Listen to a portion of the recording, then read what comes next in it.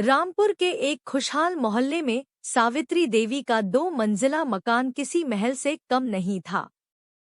सावित्री देवी के पति ने अपनी पूरी जिंदगी की कमाई इस घर और अपनी पुश्तैनी जमीन में लगा दी थी। उनका बेटा रवि एक प्राइवेट बैंक में नौकरी करता था। घर में सब ठीक था जब तक मीरा इस घर की बहू बनकर नहीं आई। मीरा चिढ़ते हुए, रवि, क्या हम पूरी जिंदगी इसी पुराने फर्नीचर और इन बेरंग दीवारों के बीच बिता देंगे? तुम्हारी माँ के पास इतने गहने हैं, पुश्तैनी जमीन है, फिर भी हम ऐसे मिडिल क्लास की तरह क्यों रहते हैं?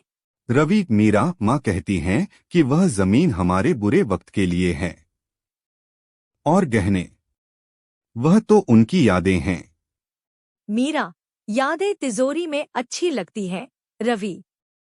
अगर वो जमीन बेचकर हम शहर में एक फ्लैट ले लें, तो हमारा स्टेटस कितना बढ़ जाएगा।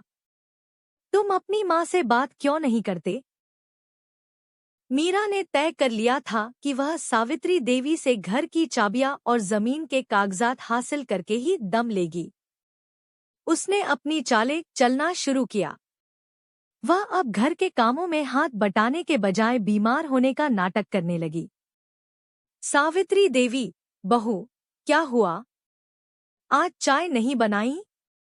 मीरा, आंखों में झूठे आंसू लाकर, माँ जी, क्या बताऊं? रात भर सिर में दर्द था। सोच रही थी कि अगर हमारा अपना बड़ा घर होता, शहर की चकाचौंध में, तो शायद मन लगा रहता। यहाँ इस घुटन भरे घर में मेरा दम घुटता है। सावित्री देवी, बेटा, घर दीवारों से नहीं, रिश्तों से बड़ा होता है। यह घर तेरे ससुर की निशानी है। सावित्री देवी उसकी बातों में नहीं आई, तो मीरा ने अगला कदम उठाया। उसने रवि के कान भरने शुरू किए कि उसकी माँ उसे पराया समझती है। धीरे धीरे घर का माहौल खराब होने लगा।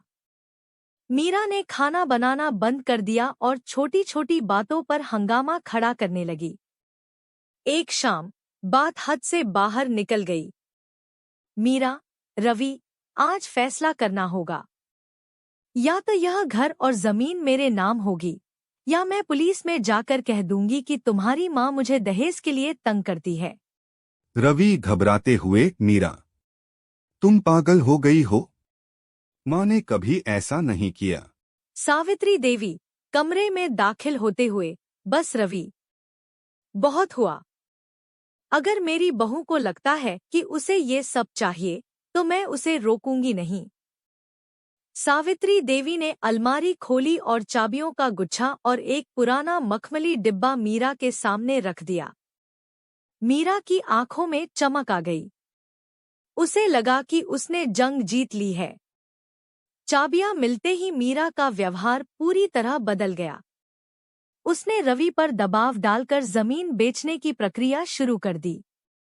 उसने सावित्री देवी को घर के एक छोटे से कोने वाले कमरे में रहने पर मजबूर कर दिया। वह दिन भर उन पुश्तैनी गहनों को पहनकर पड़ोसियों को दिखावा करती। मीरा, पड़ोसन से, देखिए काकी, ये हार शुद्ध सोने का है। मेरी सास ने इसे दबा रखा था, पर अब ये मेरा है। काकी, अरे बहू, गहने तो अच्छे हैं, पर सुना है ये जमीन जो तुम बेच रही हो, उस पर कोई कानूनी पचड़ा है। मीरा, हैरान होकर, पचड़ा? कैसा पचड़ा? मीरा को जल्द ही पता चला कि लालच का फल हमेशा मीठा नहीं होता। जमीन के कागजात तो उसके पास थे, लेकिन उन पर सावित्री देवी के पति ने एक वसीयत लिख रखी थी कि यह जमीन सिर्फ और सिर्फ समाज सेवा के लिए इस्तेमाल हो सकती है, इसे बेचा नहीं जा सकता।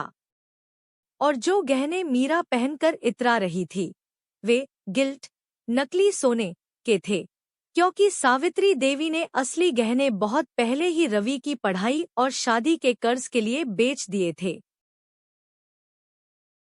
मीरा के पैरों तले जमीन खिसक गई। वह गुस्से में सावित्री देवी के कमरे में पहुंची। मीरा, बुढ़िया, तूने मुझे धोखा दिया। ये जमीन बिक नहीं सकती और ये गहने नकली हैं। तूने मुझे बर्बाद कर दिया। सावित्री देवी, शांति से, मैंने तुझे धोखा नहीं दिया, मीरा। तूने खुद को दिया।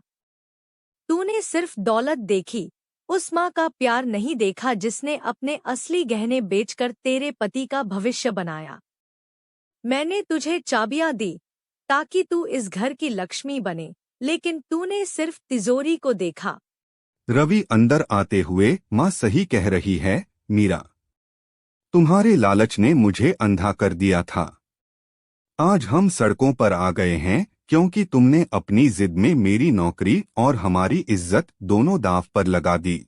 मीरा को अपनी गलती का एहसास हुआ, लेकिन तब तक बहुत देर हो चुकी थी। पड़ोस में उसकी बदनामी हो चुकी थी और रवि का भरोसा टूट चुका था। लालच वह आग है जो इंसान को अंदर से जला देती है। मीरा के पास चाबियां तो थी, लेकिन घर की खुशियां हमेशा के लिए खो गई थी। सावित्री देवी ने अपना सामान बांधा और तीर्थ यात्रा पर निकल गईं, यह छोड़कर कि अब मीरा उस खाली और नकली वैभव के साथ अपनी जिंदगी बिताए।